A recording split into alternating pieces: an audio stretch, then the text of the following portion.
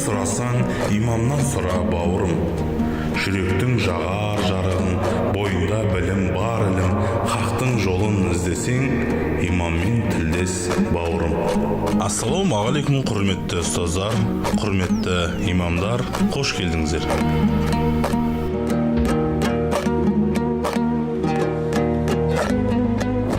Аса қамқоры ерекше мейірімді Алланың атымен бастаймыз. Ассалаумағалейкум, құрметті көрермендер. Ассалаумағалейкум, құрметті имамдар. Имамдар алаңына қош келіпсіздер. Мархабат.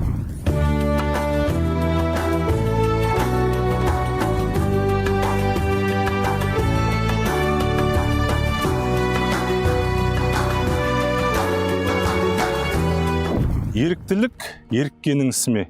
Еріктілік ердің ісі ме? Еріктілік тақырыбында сөз қозғаймыз. Бірден сұраққа көшейік. Ислам діні бойынша еріктілік дегенді қалай түсінуге болады? Құрметті Еркебұлан имам. Бисмиллахир-рахманир-рахим. Еріктілік негізінде өзіңіз айтқандай өте маңызды, өте керек қасиет. Негізінде мағынасына тоқталатын болсақ, материалдық бір пайданы көздемей, жалпы бір пайданы көздемей, бір кісіге қызмет көрсетіп, оған жәрдем қолын ұзату ғой. Міне, одан мақсат сол адамға қуаныш сыйлау болуы мүмкін, немесе ол кісінің қайғысына ортақ болуы мүмкін, немесе бақытты етуі мүмкін. Ең бастысы сол көрсеткен, жасаған жұмысыңа, жасаған ісіңе, қызметіңе бір пайда көздемеу. Осы асыл дініміз, осы керемет қасиетті адам бойына сіңдіру үшін сүбелі үлес қосқан. Қасиетті Құран кәрімде Алла Тағала «Фаман татауа хайран, фахуа хайрун лаху» деген аят бар. Садақаллаху азим. Кім еріктілікпен, өз еркімен пайда көздемей, сауап көздеп бір іс жасаса қайырлы, ол өзі үшін жақсылықпен қайтады дейді. Сондықтан асыл дініміздегі бұл керемет қасиет бар және жалғасады. Машалла. Алла разы болсын. Ислам тарихында еріктілік жайында керемет сөз қозғадыңыз. Жалпы еріктілік қазақ халқына жат іс емес пе? Қалай ойлайсыз, Қазыбек имам?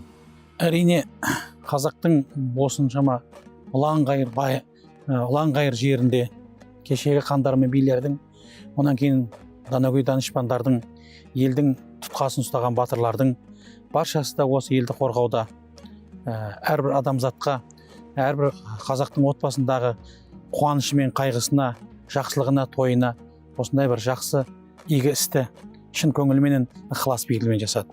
Қазақтың батырлары өзінің жерін, отанын, елін, туған жерін қастерлі ұғым деп қорғады. Би-шешендер ел арасындағы түрлі дауларды шешіп, елдің тыныштығына осындай бір жақсылықпен қызмет қылды.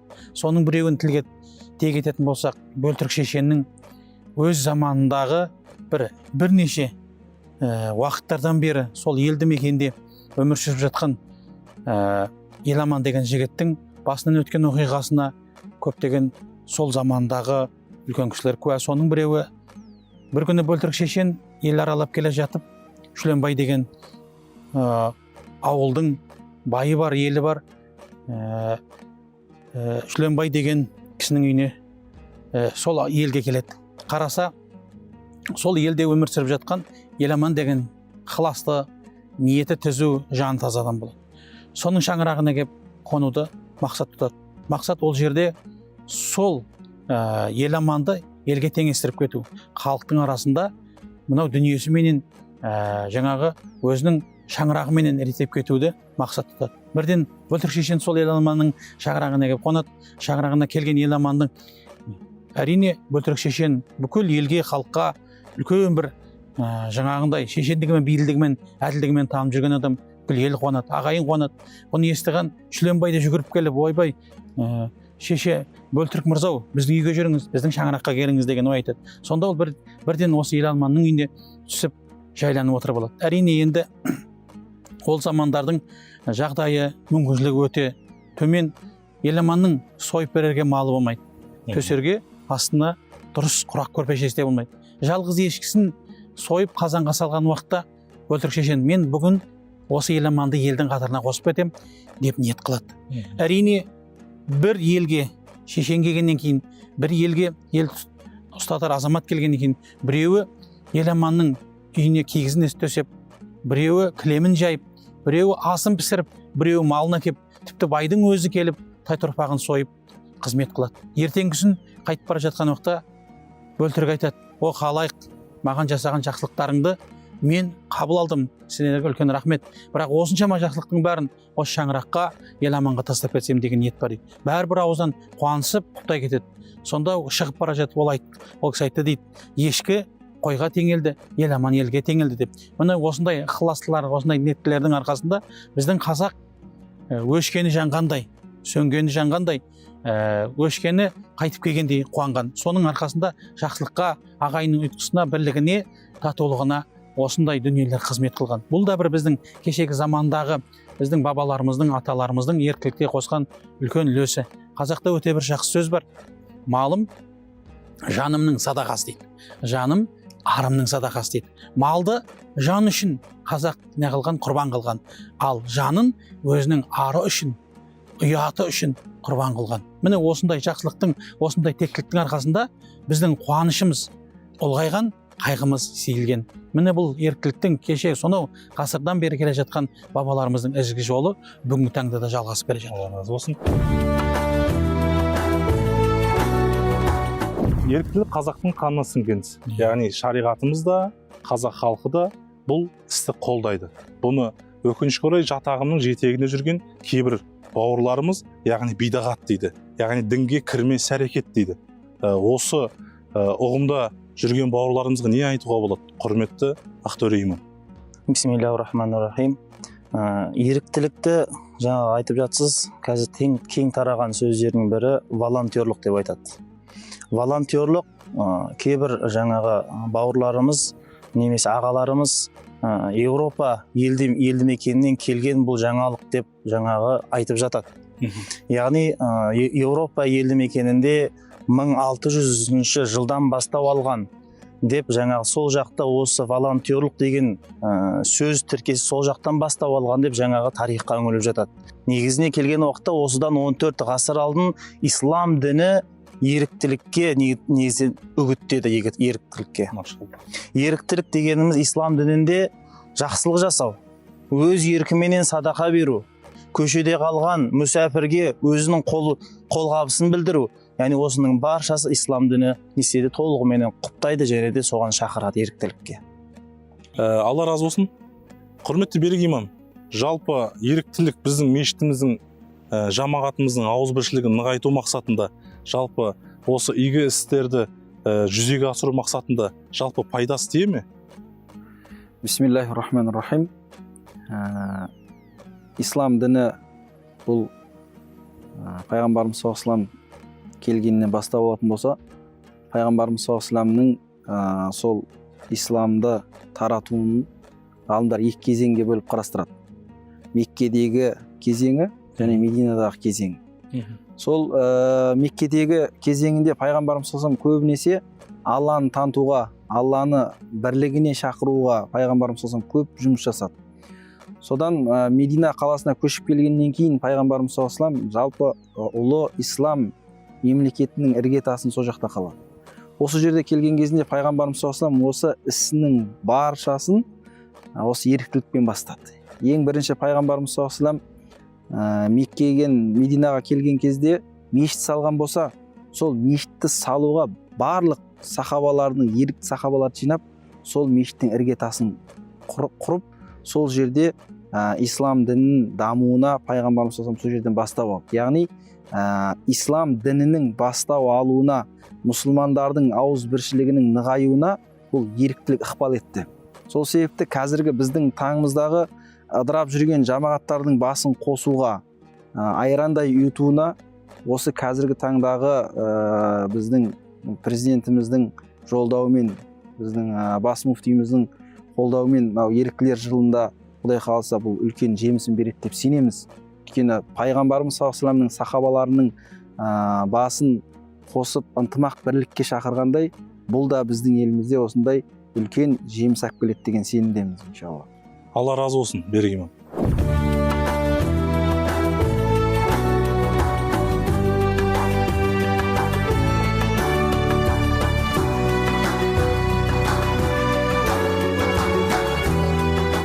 Ералы имам, еріктілік кімнің ісі және онымен кімдер айналысу шарт? Жалпы еріктілік кімдерден қалған сара жол?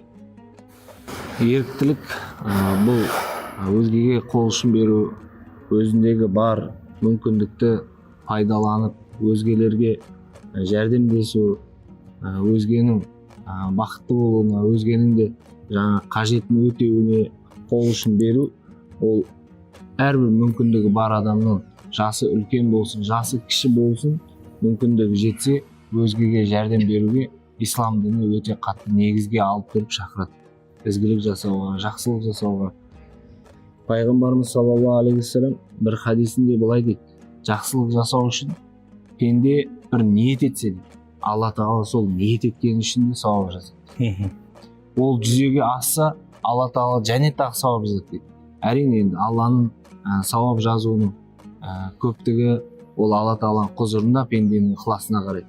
Бірақ пенде өзгеге жақсылық жасап, игілік жасап, қол ұшын беру барысында ниет еткеннің өзінде де сауап болады. Сондықтан да ерікті әрбір мүмкіндігі қолында бар, жасы үлкен кісі, жасы кіші кісі, иншалла өзгеге ниет етуде, жақсылық жасауда ниет еткен үшін де сауап болады.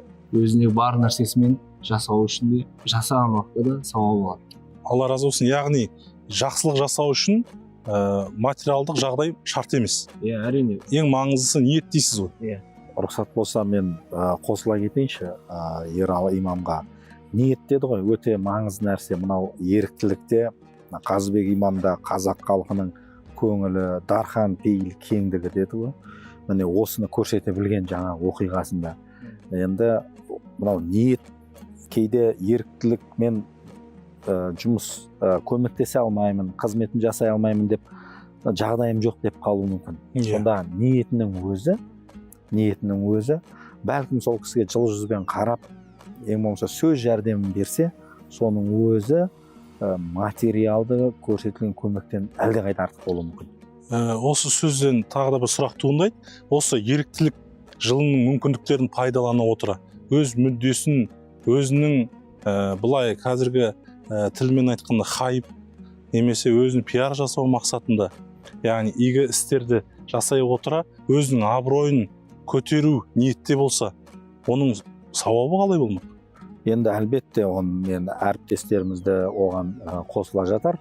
Бұл жеке мүддесі үшін жасалып жатқан нәрсе.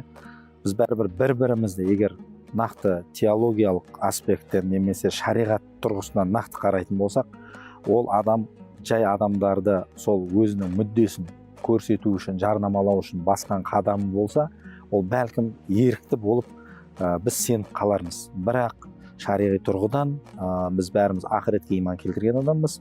Алла тағала оның хадисте айтылғандай, жүрегі мен ісінің неге бағытталған білуші. Әлбетте ол адам не көзбояушылыққа әкеп соғады, немесе өзінің жеке мүддесі, жеке пайдасын көздеген болады. Ол ешқандай сауапқа да, ешқандай еріктілікке де, Құранға да, сүннетке де жатпайды. Жасаған ісі ғана қалады. Алла разы болсын, құрметті Еркебұлан имам. Пайдасын алу да мүмкін, бірақ бұл дүниеге пайдасы ол. Өте дұрыс, өте орынды. Нұрғиса имам, жалпы қоғамдағы жастарды еріктілікке, яғни қайырымдылыққа бағыттау, үйрету, насихаттау қаншалықты маңызды?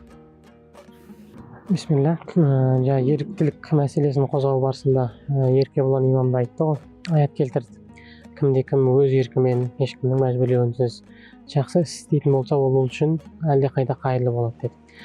Олай болса, жақсылыққа негізделген әрбір іске жастайынан тәрбиелеу бұл діннің негізгі құрамдас бөлігі деп айта аламыз.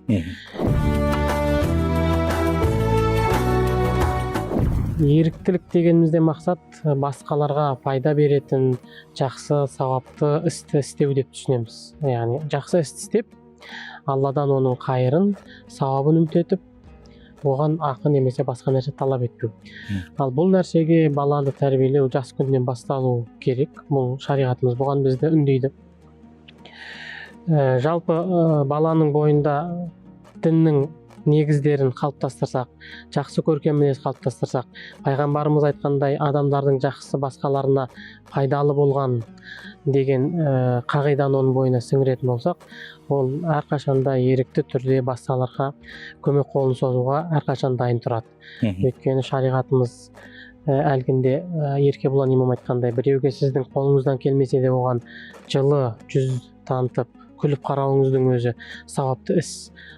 Ардақты пайғамбарымыз өзінің бір сөзінде иман 60-тан аса немесе 70-тен аса бөліктен тұрады.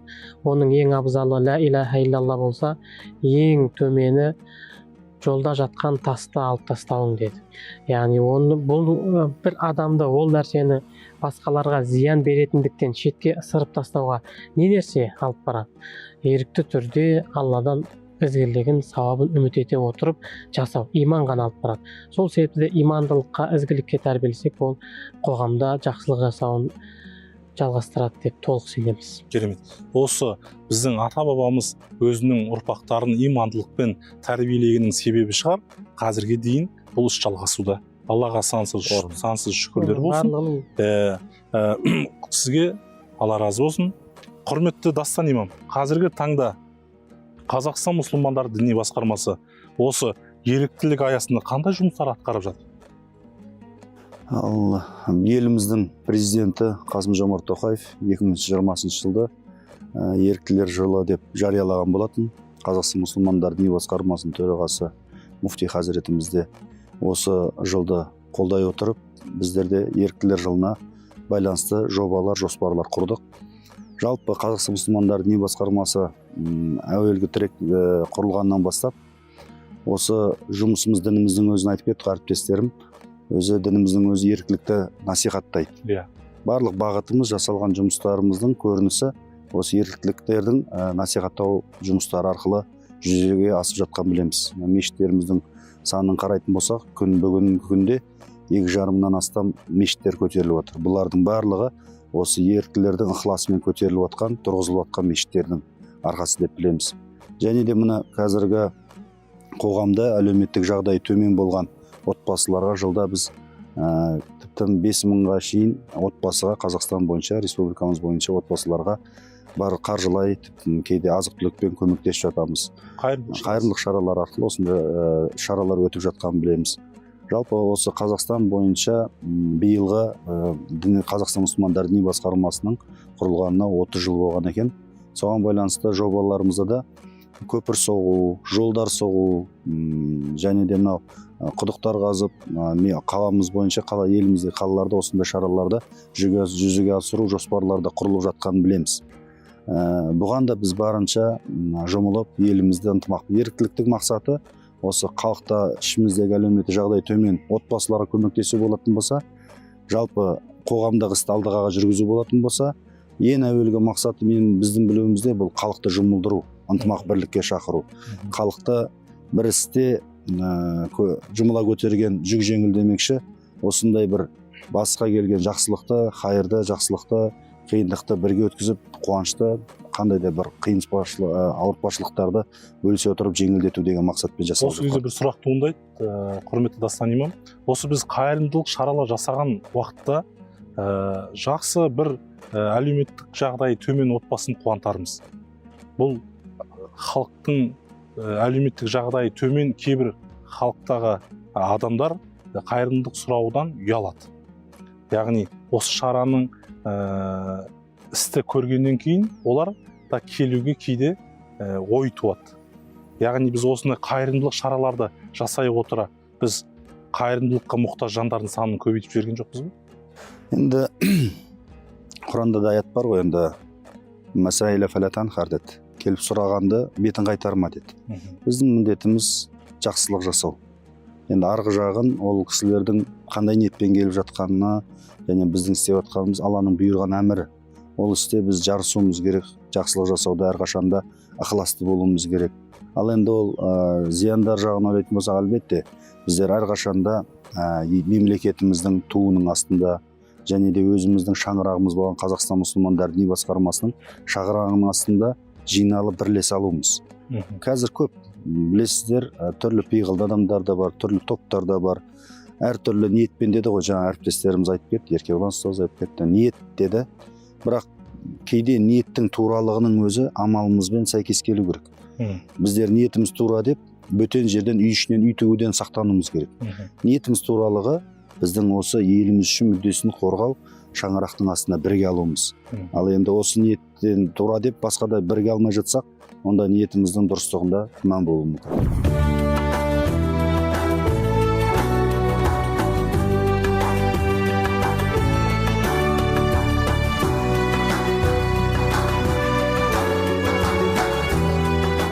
Сізге сұрақ қойсақ, құрметті Еркебұлан имам, жалпы қайырымдылық шарасы бұған дейін өз жалғасын тауып келеді. Бұдан кейін де Алла қаласа жалғасын табар деген үлкен сенімдеміз. Осы қайырымдылық шаралары жасалып жатқанда біз фотосуретке, видеоға кейде түсіріп жатамыз. Сол қайырымдылық шарадағы мұқтаж жанның, яғни өзінің жеке тұлғалық туыстарының арасында ұятты дәрежеге қалып қоятын, оны интернет желілеріне кейде жаратып жатады. Міне біз мүмкін осындай жағдайларды қаншалықты дұрыс деп ойлайсыз? Әлде бұл фото, видеоны түсірмеу керек пе, әлде түсіру керек пе? Енді бір жақты қарауға болмайды. Әлбетте бүгінгі таңда кей жағдайларда өзіңнің ісіңді жасағандығыңды дәлелдеу керек болады. Азамат мырза, ол әлбетте көз бояушылық, мақтангершілік, оны егер ол адам шынымен Алланың разылығы үшін осыған бір көмектесейін деп жасап жатса, сол қайырымдылық ісін ерікті түрде ол адам өзінің көз бояушылық емес екенін түсініп тұрады. Оны әлбетте енді Алла тағала бәрін білуші, Алла тағала бұл ең бастысы қажет жағдайда бұған қашып кете алмаймыз. Бұл міндетті түрде жасалу керек. Бәріміз есеп тапсырамыз, бәріміз құжат реттейміз. Сондықтан бүгінгі таңда қажеттілік туындап тұрған нәрсе. Сондықтан бұл нәрселер жаңа сіз осының алдында да сөз қозғалды ғой. Бәлкім қайыр тілейтіндердің немесе осындай кісілерді санын көбейту алмаймыз деп. Бұндай істер әлбетте бәлкім көрініс табуы мүмкін, бірақ кедергі болмау керек. Егер осы нәрсеге тіреліп ары қарай жалғасын таппаса, сонда біз жеңілеміз. Сондықтан бұл жерде қажеттілігі туған кезде жаңағыдай есебінде алып, фотосуретке де басып, құжат ретінде тіркеуге қажет шығар. Ол бүгінгі заң талабы ғой. Ал бірақ ол рия немесе әрбір түсірген іс, қайырымдылық істің фотосуретке немесе бейне таспаға басуды, оны әрқайсысына рия, ол жаңағы көз бояушылық, ол мақтангершілік, неге өзінің бұл жарнамасын жасап жатыр деп біз айып таға алмаймыз. Ол жерден біз сақтануымыз керек.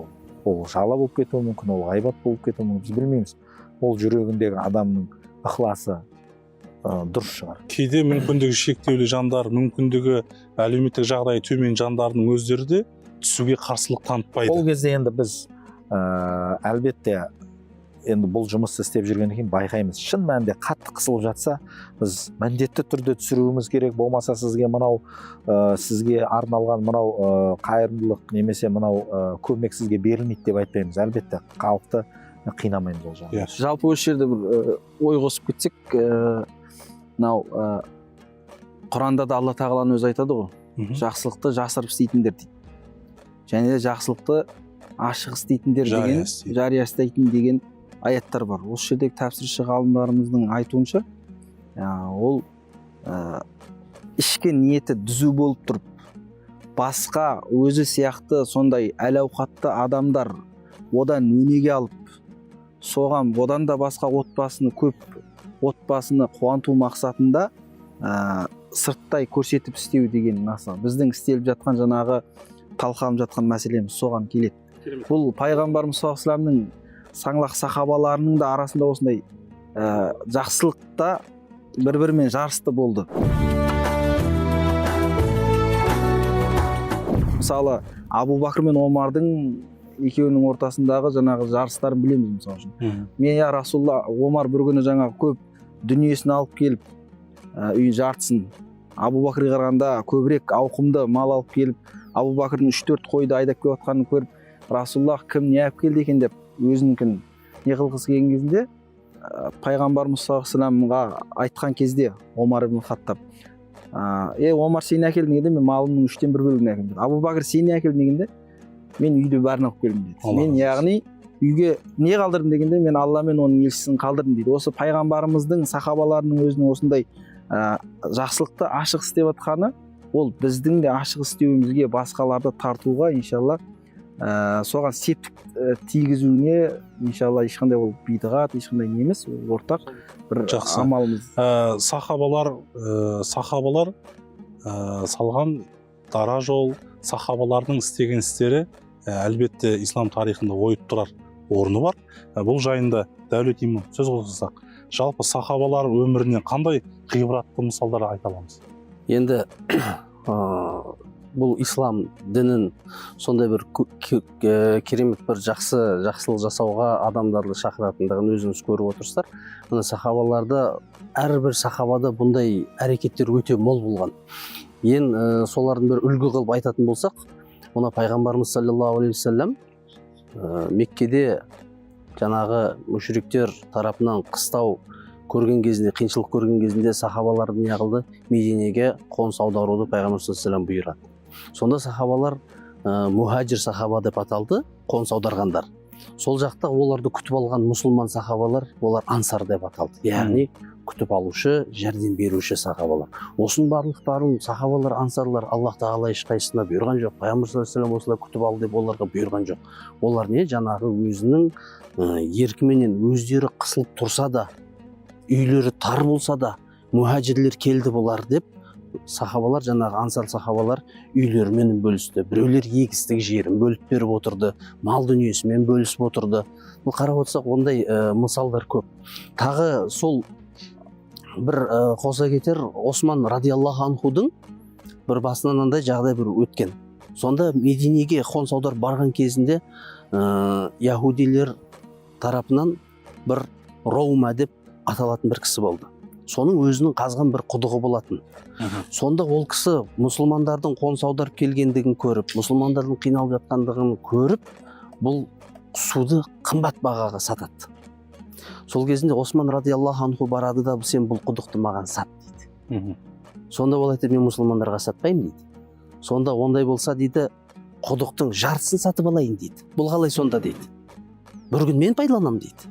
Келесі күн сен пайдаланасың дейді. Бір күн мен пайдаланам, келесі күн сен өзің сатасың ба, өзің білесің, не істейсің дейді. Осы нәрсеге Раума кісі келсет, жаңағы яһуди дінін ұстанған кісі, сонымен құдықты сатып алады да Осман радиаллаху анху өзінің пайдаланатын күні мұсылмандарға тегін қылып қояды. Суды мұсылмандар үшін тегін алуды Осман радиаллаху анху сөйтіп істеп қояды. Сонда мұсылмандардың бір несі, олардан Осман радиаллаху анхудың күні кезінде суды көбіректе қылып жинап алатын болған, ертеңгі күніне жететін қылып. Сонда Рауманың саудасы жүрмей қалады. Ақырында не істейді? Осман радиаллаху анхуға бүтіндей сол құдықты табыстайды. Сен осыны сатып алсаң. Сонда Осман радиаллаху анху сол құдықты бүтіндей алғаннан кейін мұсылмандарға бүтіндей не қылып жүреді? Тегін садақа қылып Алла жолында арнап жүреді. Ондай оқиғалар өте көп сахабалардың бастарында өткен. Алла разы болсын, Дәулет имам.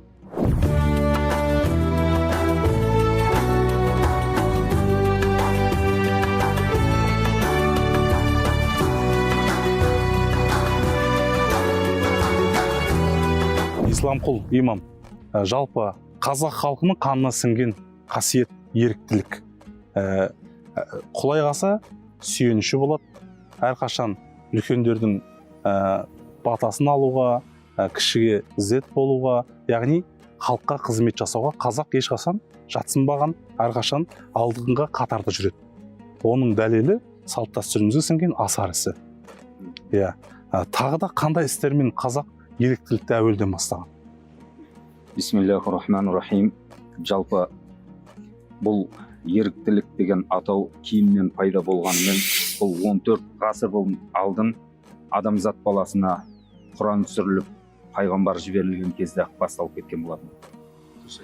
Бұның осы асыл дініміз исламның шарапатымен біздің дана халқымыз осы еріктілік деген мәселеде елге көптеген үлестерін қосып отыр. Біздің сондай дана халқымыздан керемет сөздер қалды. Ел боладың десең, бірлігің болсын, бір-біріңе қол ұшын берер тірлігің болсын дейді. Қараңыздар. Бұл әрдайым бір елде жасап жатқан халық бір-біріне қол ұшын беріп, мұң мұқтаждарына жәрдемін беріп тұратын болса, әрине бұл бір ізгі амалдардан болып есептелінеді. Жалпы Алла тағала қасиетті Құран-ы Кәрімде фастабиқул хойрат, жақсылықта жарысыңдар. Ардақты пайғамбарымыз Мұхаммад Мұстафа саллаллаху алейхи уассалам өзінің мүбарак өсиеттерінде «Мән кәна фи хаджати ахихи, кәна Аллаху фи хаджатихи». Кімде-кім бір бауырының қажетін өтесе, жәрдемінде болатын болса, қол ұшын беретін болса, Аллах тағала оған жәрдем береді. Қараңыз, осындай өнегелі өсиеттерден біздің халқымыз кенде қалған жоқ.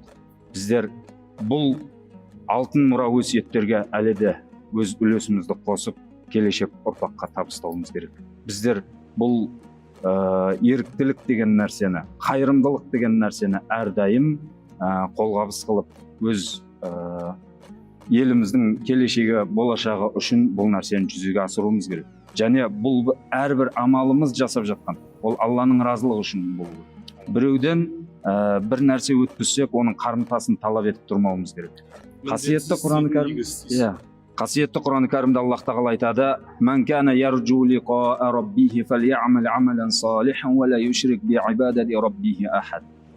Кімде-кім Раббысына ертеңгі қиямет күні сау саламат болған халде, жүзі жарық болған халде жолығуды қалайтын болса, ізгі жақсы амалдар жасасын да, және сол амалдарында Алла тағалаға ешбір нәрсені ортақ қоспасын.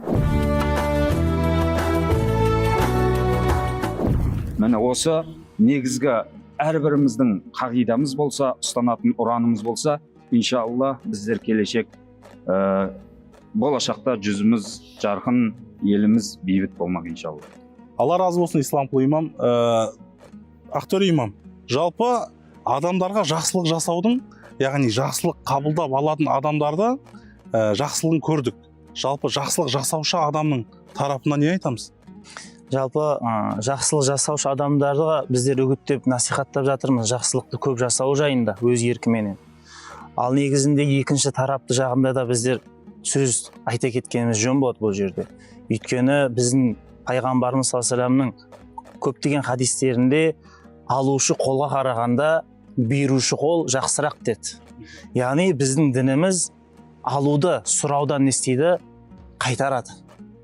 Және де пайғамбарымыз саллаллаху алейхи вассалам және де басқа хадистерінде келеді: адам сұрауды өзіне әдетке айландырса, қиямет күні жүзінде етсіз дүниеге келеді, қайттан тіріледі деген хадистер келеді. Яғни ол адам яттылықты жиыстырып қоятындығын айтып жатыр бұл жерде. Сондықтан, яғни бұл адамдардың қайырымдылығын әдетке айландырып, соны әрдайым біреумен қайырымдылық жасаса екен деп, еңбек қорлықты сырып қоюға дініміз істемейді, құп көрмейді екен. Яғни бір адам бүгінгі ас үшін сізден, мәселен, бір түскі ас 1000 теңге болса, 1000 теңге сұраса, оның бергенін біреу көрсе, екінші адамнан да барып, сол 1000 теңгені қайта сұраса, ол адамның беріп жатқан көре тұрған адам не айтса болады? Бұл жағдайда әлбетте ол адамның істеп отқаны, бір адамнан екінші адамнан істеп отқаны дұрыс емес. Ол күнә көріп жатса, енді қолынан келгенше мынау қайтарудың жолдары бар ғой. Сөзбен болса да бір насихатта табылу керек қолдан келгенше. Өте дұрыс. Яғни қайшылық кәсіп емес. Мұқтаждық. Яғни кейбір жағдайлар болады. Ет берсең сүйек бердің, көмір берсең топан бердің дейді. Яғни әрбір жақсылық жасаған адамға әрқашан алғыс білдіреміз. Яғни еріктілік еріккеннің ісі емес, ердің ісі екенін ұстаздарымыз, имамдарымыз дәлелдеді. Құрметті көрермендер, осымен уақытымыз өз мәресіне жетті. Келесі имамдар алаңында жүздескенше, ассаламу алейкум рахматуллахи ва баракатух. مولاي صل وسلم دائما أبدا على حبيبك خير الخلق كلهم مولاي صل وسلم دائما أبدا على حبيبك خير الخلق كلهم